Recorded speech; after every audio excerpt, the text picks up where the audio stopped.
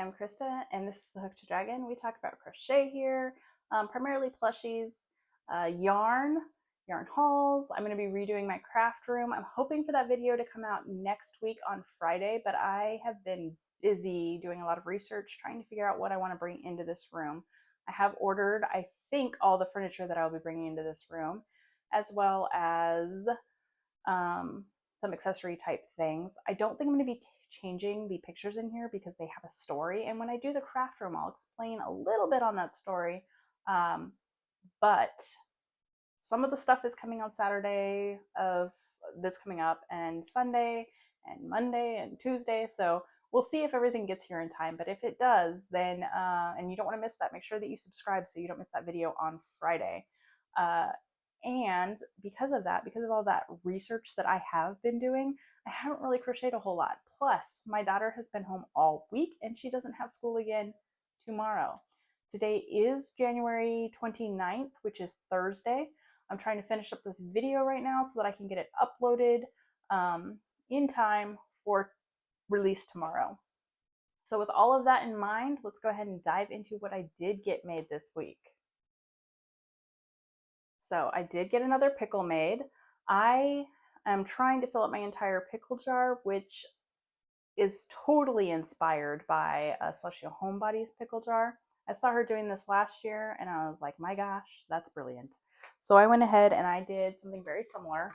I got a giant pickle jar. I made my own label and then put it on here, and then I just put a thermal stick over the price. I do sell my pickles for $8 each. I feel like they move really well at that price, and so why change it? But it is really cute. I love this. I'm getting very close to finishing my pickle jar or filling it up. I am going to try to also have some overflow pickles, because when I do end up having a lot of markets back to back, such as what happened last year, I don't want to sit there and batch make a ton of pickles, but I also don't want to be without them because they are such a great seller. So I think I can get about maybe 3 or 4 more pickles in here, and then this will be full. And then I will start an overflow. Next up, I did make, oh, and those are freehanded. I don't know if I already said that, but pickles, I just freehand. 2 videos ago, I did show this pattern before, and I wasn't too thrilled with it, but it was my first time making it, and I wanted to give it a fair shot. So I made 2 more, and they are the fruit bats from Pro Crochet. I made a strawberry fruit bat and a watermelon fruit bat. These guys did not take as long. I think that obviously, first time making it, it's going to take a little longer, but these patterns were simpler than the dragon fruit bat because I didn't have color changes on the end while I was closing up the wing. And I hate, and I also, well, this one I did have color changes on the ear, but I also just don't like having to hide contrasting colors or completely different colors of yarn. It's a lot easier to do inside of the plushie, but these ears are just crocheted in the round, but they're not, there's no internal thing. It's just a flat-ish piece. So I think those 2 things really added some time and just frustration with the pattern, but these 2 are really, really easy. And I think I'm gonna make the banana one next because it's even simpler. There are also a kiwi pattern and a nectarine pattern that I know of for sure. Those ones look a little bit more like the dragon fruit, so I'll probably get to those. My goal is to just have some unique fruit animals so that I can rotate them out so I don't end up making the same animal over and over and over again because I hate batch making. So as a way to kind of avoid just always making fruit turtles, I'm branching out into the bats and another animal, which I'm about to show you right now, which is from Crochet Studio USR, and you had seen the lemon version of this 2 videos ago. I made a blueberry one. And so like I said, I think these are really quick. These are super quick. I love these and they're a great size. So I'm interested to see how these and the fruit bats do at my next market, which, by the way, I am signing up for a market in April. I've just been really picky this year. I don't want to do the farmer market every single weekend. It's a lot of work to go there and set up for a day. And then you're mostly getting people there who are coming for vegetables, candles, meat, things like that. And so I felt like it was a little bit slower for me as a crochet artist there. Um, so yeah, I've just been a little bit pickier. But I am hoping to get into that market on April, and it does sound like I'm going to get into that market on April. So that'll probably be my next one, unless something else pops up that I'm like, yes, I want to be a part of that, and I actually get in. Um, so going back to the whole fruit animals thing, I'm hoping that in order to avoid batch making just nonstop turtles, that's what I'm going to do. I'm going to, based on what kind of market it is, either bring the fruit bats or if I have them all, the fruit spiders. Might still do some fruit turtles. I have not been successful with the fruit cows. Honestly, they don't really move for me, so I kind of avoid the fruit cows. But regular cows do really well for me. So moving on, the last thing that I made is a make that I have made but I haven't shown you guys before, and that is the mermaid from Poms and Posies. Every time I've made one of these, it's sold in just a couple markets, and I've made some really cool ones, like undead ones, and then like red long hair things. There's a lot of different options with this pattern as far as hair goes and accessories. I personally really love the double buns with like the little starfish or flowers on here.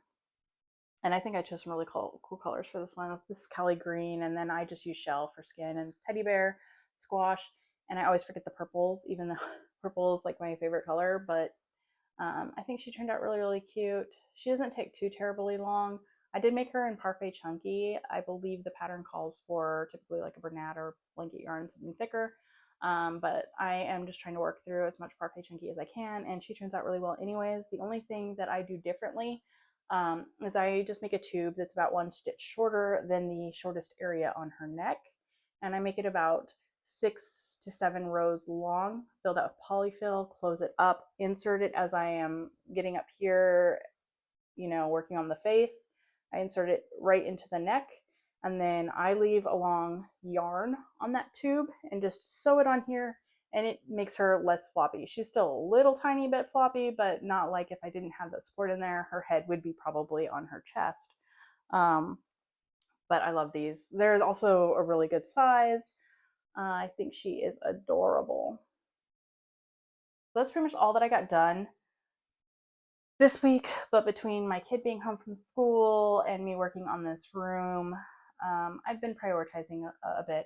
Plus, today Bridgerton came out, and I'm hoping that as soon as I'm done with this video and this video starts uploading for tomorrow, I'm going to go watch some Bridgerton. If you know, you know.